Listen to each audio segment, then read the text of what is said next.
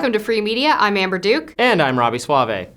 Well, last night, President Trump addressed a joint session of Congress for the first time during his second term in the Oval Office. Let's watch some of that. We've ended the tyranny of so-called diversity, equity, and inclusion policies all across the entire federal government and indeed the private sector and our military.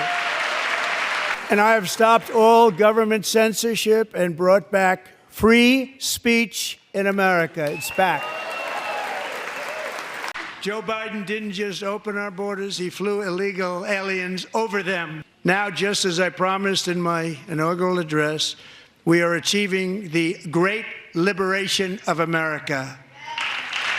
In response, Democrats had Michigan Senator Elissa Slotkin give the rebuttal. Let's watch. President Trump loves to say peace through strength. That's actually a line he stole from Ronald Reagan. But let me tell you, after the spectacle that just took place in the Oval Office last week, Reagan must be rolling in his grave. We all want an end to the war in Ukraine.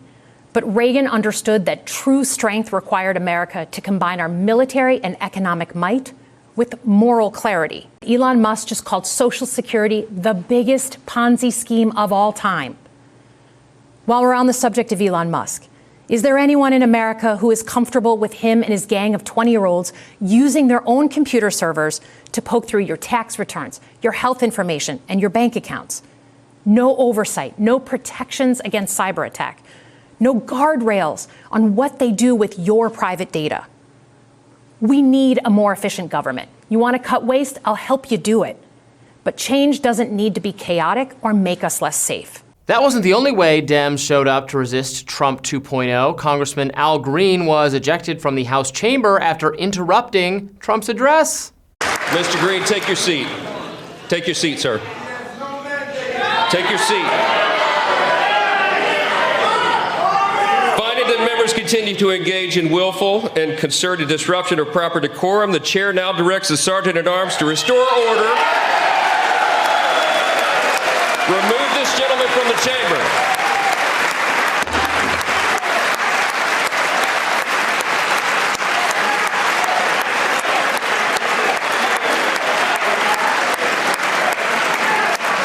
They also held up paddles of protest, and some wore all pink.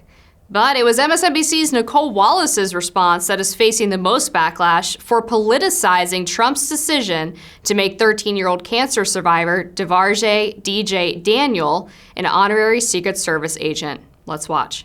But I think this was a lesson in finding one thing that you let yourself feel. And I let myself feel joy about DJ, and I hope he's alive for another, 95 years, right? And I hope he lives and the life he wants to live. He wants to be a cop. He knows what he wants to do. And maybe when you have childhood cancer, that crystallizes for you. And I hope he has a long life as a law enforcement officer. But I hope he never has to defend the United States Capitol against Donald Trump's supporters. And if he does, I hope he isn't one of the 6 who loses his life to suicide. And I hope he isn't one who has to testify against the people who carried out acts of seditious conspiracy and then lived to see Donald Trump pardon those people. Oh boy, it's like that meme, have you seen that, of the bird doing stand-up comedy and it has notes and the crowd says, boo, we want different material, and it's the same thing over and over. January 6th, January 6th, January 6th. It's all about January 6th. We'll talk a little bit more substantively about the things Trump had to say in a minute, but just in terms of the spectacle of it and the way Democrats handled themselves, I don't think was particularly effective. Not that it matters, not that anyone but you and me and the rest of the media, elite, left, progressive, and contrarian, right, libertarian, we're the only ones. Well, I don't think ordinary Americans were tuning into this. I would normally agree. I will say I got a few texts last night from people who are not involved in politics, but, pay attention, and they were pretty horrified by what they saw from the Democrats. So I think if people were watching, they saw it for what it is. And this is precisely the kind of spectacle that the Democrats were trying to avoid.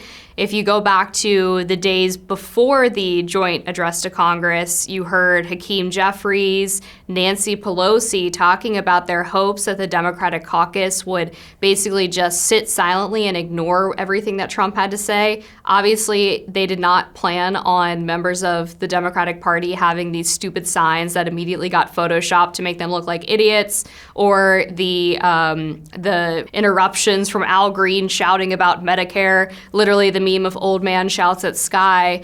And Nancy Pelosi even said that she regretted ripping up Trump's State of the Union address a few years ago because she thought that it put the outsized attention on her reaction rather than what Trump actually said. So I'm kind of curious as to how the Democratic Party is going to handle this internally. We've already seen some sniping from Democratic strategists. Politico did a couple of anonymous quotes from Democrats saying this was a disaster. Why did we do this?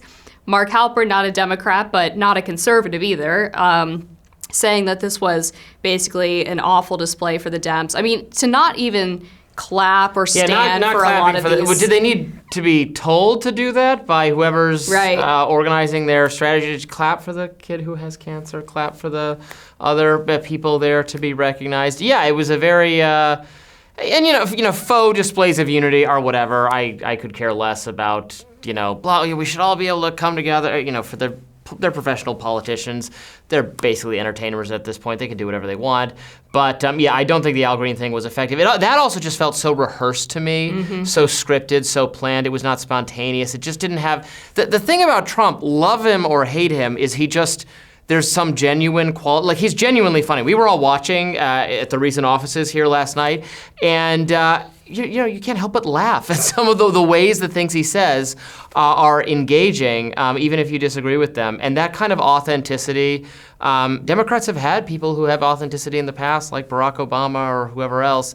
They just don't have a charismatic, authentic leader at the moment, and it really shows in terms of their the optics of their response is just lost. And Trump predicted that this was going to happen at the beginning of his speech, saying, I bet you they don't stand up for anything. And that ended up being correct. I mean, it wasn't a difficult thing to guess, but it sort of highlighted the lack of engagement with the speech. And I mean, I don't know how you could not have a tear come to your eye when you saw the mom of Laken Riley or the mom of Jocelyn Nungaray. But the Democrats can't acknowledge those people, the angel moms in particular, because it was their policies that led to the overrun open borders during the Biden administration. And we've been talking on this show for a while about how the Democrats seem to believe that they just have a messaging problem. No, you have a policy problem. It's your policies that suck and that people hate. And no amount of tactical messaging is going to overcome the fact that you are hugely unpopular with the things that you actually want to put into place. If I was Trump, I would have just done the part of the speech that was him listing foreign aid projects. That was so they good. Discovered. That was, to my mind, the most effective, or maybe it's the part that just appeals to me the most. We've all heard I won bigger than anyone else so many more times. His shtick can get repetitive in terms of his electoral success, but that was detailed information about government projects. And you can say, well, each one of them is a drop in the bucket, but these people, and actually, that's my criticism of the Republicans, they have the audacity to clap for Trump and Elon identifying fraud that they voted for and passed and are prepared to vote for and pass again. They're not doing their job to ramp any of this down. That was Thomas Massey's criticism of this whole thing. You people are cheering, that's you. You passed this, and you're prepared to pass it again because you won't actually support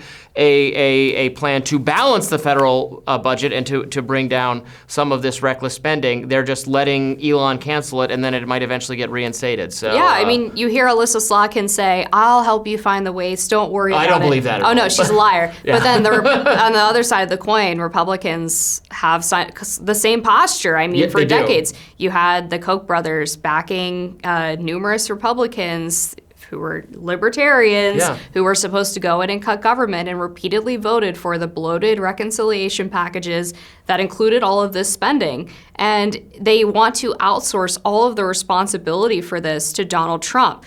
If this thing goes south for whatever reason and public opinion suddenly takes a dramatic shift against DOJ and what Trump is doing to cut government waste, Republicans are going to flee immediately and leave him by himself to hang. The hard work of completing the actual task of shrinking the government is something these feckless congressmen, very much on the Republican side, in addition, obviously, to the Democratic side, totally unwilling to do it. I hope that changes.